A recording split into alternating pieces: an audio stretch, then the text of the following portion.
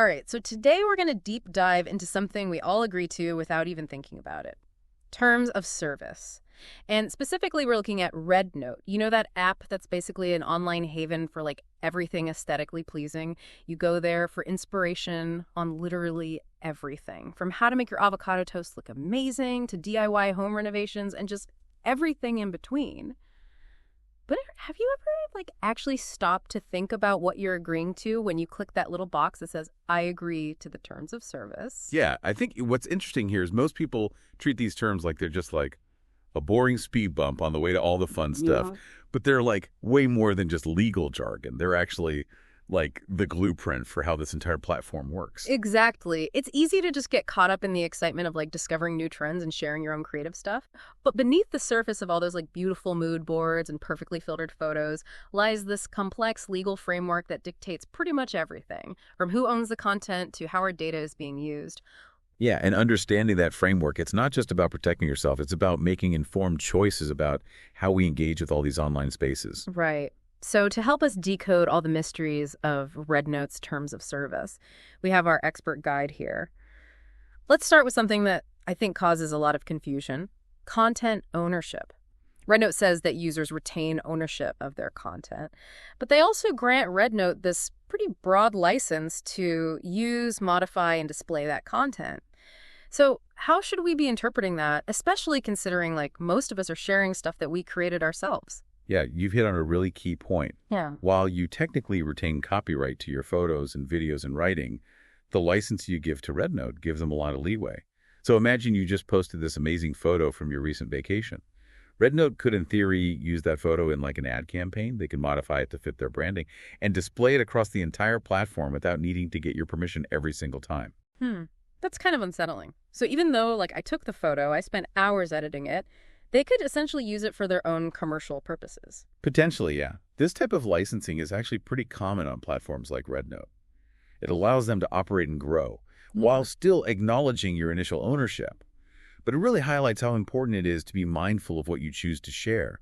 Ask yourself, what are the potential implications if this photo or this recipe or this blog post ends up being used in a way I didn't anticipate? That's a really good point. It's making me rethink that super artsy photo of my cat I was about to post. Maybe I should save that one for a platform where I have a little bit more control over how it's used.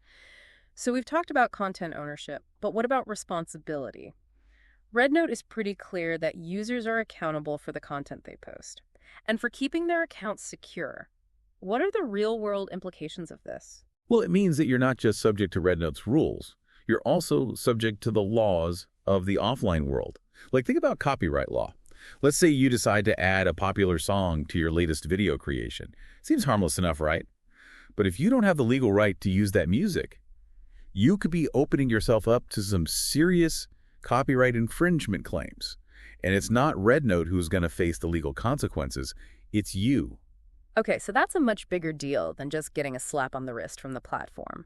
It makes you realize that what you post online can have real-world repercussions. You're essentially acting as a publisher. And with that comes a certain level of legal and ethical responsibility. Exactly. It's easy to forget that when you're caught up in this fast-paced world of likes and shares and comments. But taking a moment to consider the potential consequences of your actions, especially from a legal standpoint, can save you a lot of trouble down the line.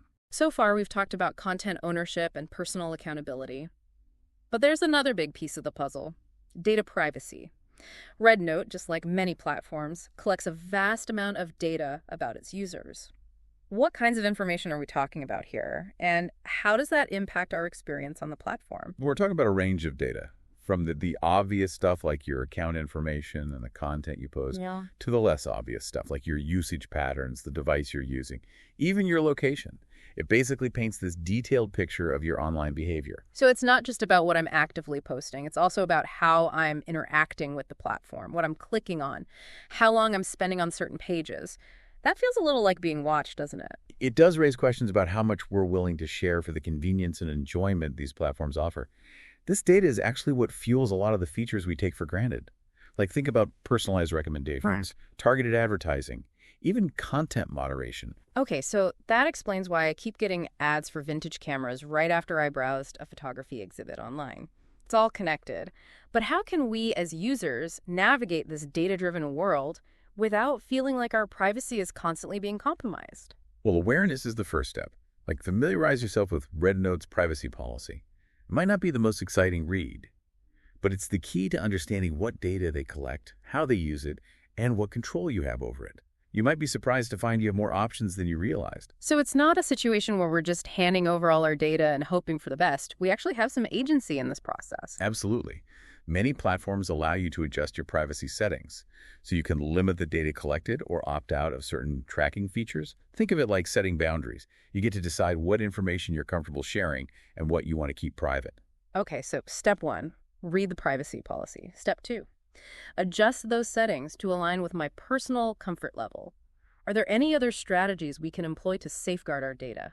You can explore privacy-focused browsers and search engines that prioritize user anonymity. VPNs are another option. They add a layer of encryption to your internet traffic. These tools might require a bit more effort, but they offer a higher level of privacy protection if that's a priority for you. It's good to know we have choices. Now, earlier we touched upon the as-is disclaimer in RedNote's terms, the part where they basically say, we're not making any promises about this service working perfectly. How should users approach this, especially considering we're often trusting these platforms with our creative work, our memories, even our businesses? You're right. It is important to acknowledge the inherent risks of using online platforms. Things can and do go wrong. Servers crash, bugs emerge, platforms get hacked. The as-is clause limits RedNote's liability in these situations. It doesn't mean they won't try to fix things, but it does highlight the importance of taking personal responsibility for your data. So what are some practical steps we can take to mitigate those risks? Because losing all those carefully curated mood boards or that project you've been working on for weeks, that would be a nightmare. Backups are your best friend. Regularly save copies of your photos and videos, and any other content that's important to you. Cloud storage services can be invaluable for this. Think of it as an insurance policy for your digital life. Great advice. I'm going to go set up automatic backups for all my creative projects right after this. Better to be safe than sorry. But what happens if things do go wrong? Say a technical glitch causes you to lose some of your work. What recourse do users have, especially considering that as-is disclaimer? Documentation is key. Take screenshots of error messages. Save any communication you have with RedNote support team. And keep a detailed record of any losses or damages you experience. This might not guarantee you'll be compensated, but it strengthens your position if you need to seek assistance or explore other options. It sounds like the key takeaway here is to be informed, be proactive, and be prepared. Don't just blindly trust these platforms with your valuable data and creative work. Take steps to protect yourself. Now, before we move on, there's one more thing I want to touch on. These terms and conditions, they're not set in stone, are they? That's right. They're living documents, constantly evolving alongside the platform itself. RedNote could update its terms. And they're not obligated to personally notify every user. So how can we stay on top of those changes without having to reread the entire document every other week? Do we need to set up Google alerts for RedNote terms of service updates? Well, periodically checking for updates on the platform's website is a good starting point. But a more sustainable approach is to develop a mindset of ongoing awareness about the digital landscape in general. What do you mean by that? Stay informed about trends in data privacy, content moderation, and online regulation.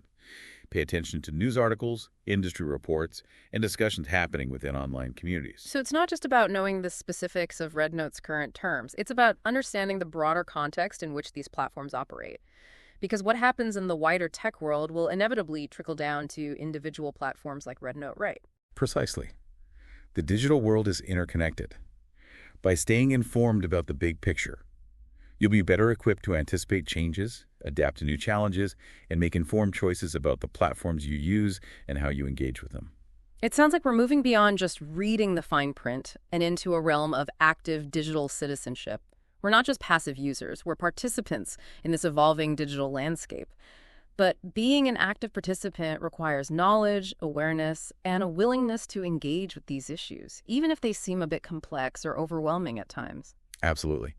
It's about recognizing that we have both rights and responsibilities in these online spaces. And the more we understand the rules of the game, the better equipped we'll be to advocate for ourselves, for our communities, and for a digital future that serves us all. Now, speaking of the bigger picture, I'm curious to explore some of the broader implications of what we've uncovered in RedNote's terms of service. Because what we're seeing here, with issues of content ownership, data privacy, and platform responsibility, these aren't just RedNote-specific concerns, are they? You're absolutely right. RedNote is a microcosm of the larger digital world. reflecting trends and tensions that are playing out across countless online platforms. And understanding those larger dynamics is crucial for navigating the digital landscape in a way that's both empowering and responsible. So for this final part of our deep dive, let's zoom out a bit and consider some of the broader implications of what we've learned.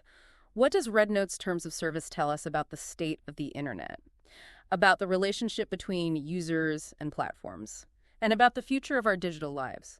We spent a lot of time dissecting the ins and outs of RedNote's terms of service, but I think what's becoming clear is that these issues extend far beyond a single platform. It's like looking at a drop of water under a microscope and realizing it contains an entire ecosystem.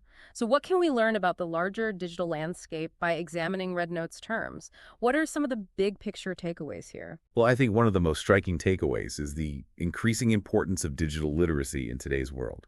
As more and more of our lives move online, understanding the rules and the norms and the potential pitfalls of these digital spaces is absolutely essential. It's like learning a new language, right? If you don't understand the language of terms of service and privacy policies and data security, you're essentially wandering around in a foreign country without a phrase book. You might be able to get by, but you're missing crucial information and potentially putting yourself at risk. Exactly.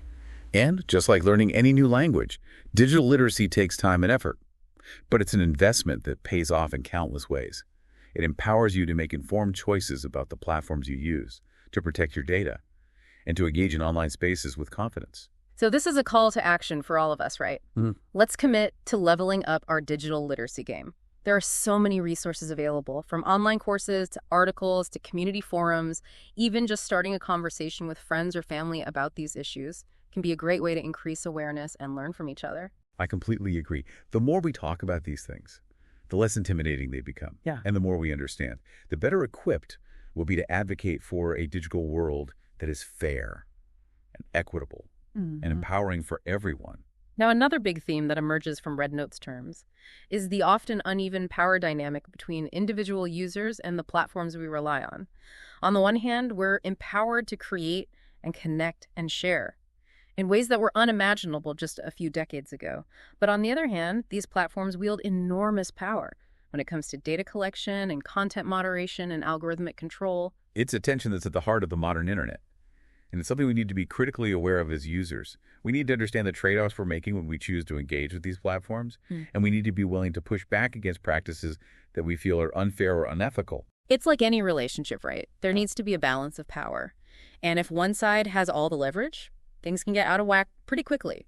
So how do we as individual users start to shift that balance? How do we ensure that our voices are heard and that our interests are represented? Collective action is incredibly powerful. Individual users might feel like tiny cogs in a massive machine. But when we come together, we can exert significant influence. We've seen this happen time and time again, from online petitions calling for greater transparency to coordinated boycotts of platforms that engage in harmful practices. It's a reminder that we're not powerless even in the face of these tech giants. We have choices. We can choose to support platforms that align with our values. We can choose to use our voices to advocate for change.